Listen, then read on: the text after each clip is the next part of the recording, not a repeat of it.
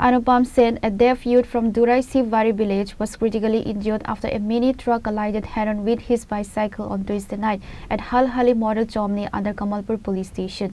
Fire service personnel rushed the victim to the Bimal Sinha Memorial Hospital. As his condition deteriorated rapidly, the attending doctors referred him to the Kulai District Hospital in Dhalai district. Demonstrating immediate responsibility, the vehicle's owner, Manik Deb, rushed the hospital and took full financial liability for the victim's medical treatment, personally accompanying the injured youth to the Kulai Hospital.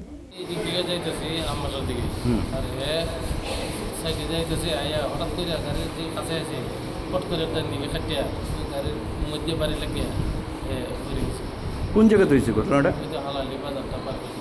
আচ্ছা, আপনার কি গাড়ি আসলো?